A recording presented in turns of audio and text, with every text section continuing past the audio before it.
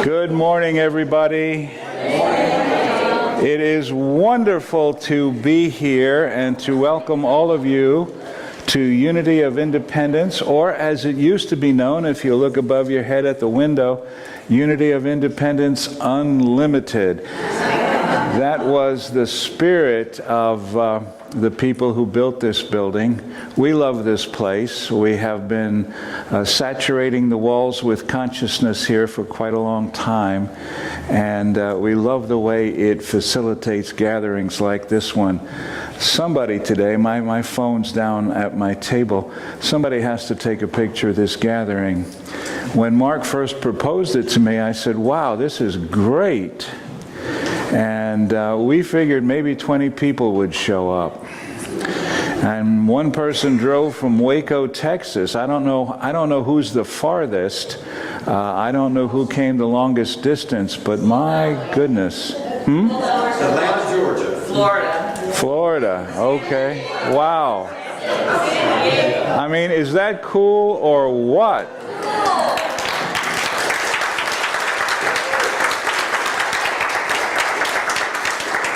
So the first thing I would say is congratulate yourself for being here. The second thing is the reason why we're here.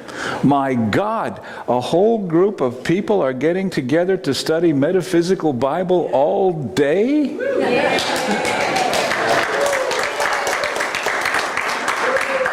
Jesus could come walking through the door in the next minute, you know? It's... I have to tell you, though, it may be your experience. I know it's mine. We were doing some metaphysical Bible interpretation in a talk a couple of weeks ago, and we often do here. As a matter of fact, when I first came, some people were dismayed. Do we have to have so much Bible? I said, well, there are 8 Unity churches in the metro. Every one has its unique personality. But just every now and again, somebody catches fire. So a week ago, 2 weeks ago, one of our folks here who's very loyal in attendance, she always listens, something moved in her. And now she's got an MBD and a Revealing Word at home, and she's going over Bible passages and learning. I believe that this gathering today can be the start of a renaissance in metaphysical Bible interpretation and Bible scholarship overall, really.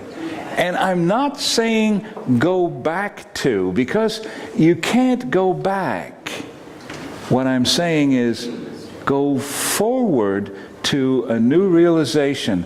A Baptist minister about 26 years ago gave me an idea that I've used many times since. It was the idea of restoration. Now, restoration is a very popular idea in Independence, Missouri. We have the Community of Christ, which used to be RLDS, and we have the Mormons and a bunch of spin-off organizations that are all called restoration movements. And what does restoration mean? Well, it means, first of all, not restoration. Renewal is the word we're looking for. Restoration is only the first part of it. Restoration says, what was the original intention? What did the founders want to do? And then the second prong of renewal is innovation. How can we express those ideas in the context of today? And we can do it using tools that are thousands of years old. We can do it using insights that have evolved over years. We're going to have fun today. And it's traditional to open a meeting like this with prayer.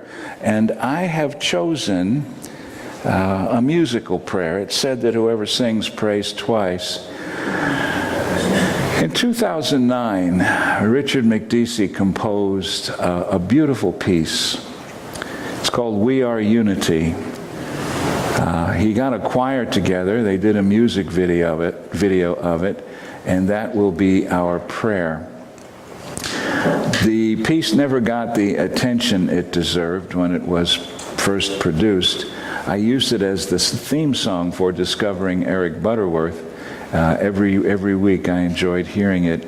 it inspires me. And rather than words from me, I pray affirming that this prayer will inspire you.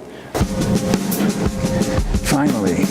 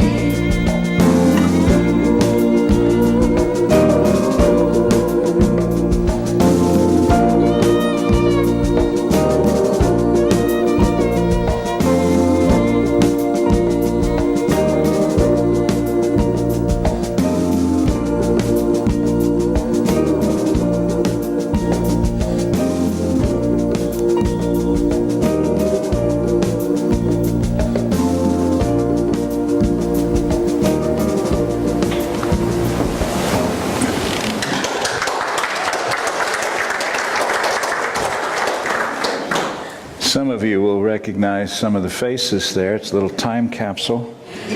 Some of you may even have been some of those faces. I remember the excitement when Richard produced the song. It was so lovely. Yeah. All right. So next we had promised an opening from Richard Billings. Now, Richard is in Chicago, and he had hip replacement surgery on the 25th, and the guy's 91 years old this year. He's been a mentor to many, and he promised to appear, and here he is.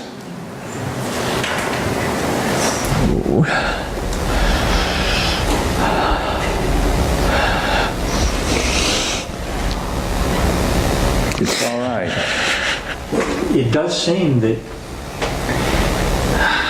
in all movements there is someone who holds the place of love. Right. How can we restore love in our denomination today? Mark, this is a big question, isn't it? But you see, no greater love has any man to lay down his life for another, right? Okay, and I struggled with that. And I finally looked at it and I thought about it. No greater love have any man than to lay his life down for another life. Not another person, but a new life within yourself. And so lay down that old life that you've been living, that old place of hurt and pain and experience, and begin new. Lay down that life. It's done. It's over. You've given all the energy to it that you need to. Get on with life. Find the power of love and begin to allow yourself to love yourself. Love thy neighbor as thyself. So the law is not saying there should not be self-love, and I'm not talking about narcissistic love, but we have to love ourselves enough and care about ourselves enough to do the gracious thing in life and to reach out to humanity in whatever way we can possibly do it, Mark, to lift up.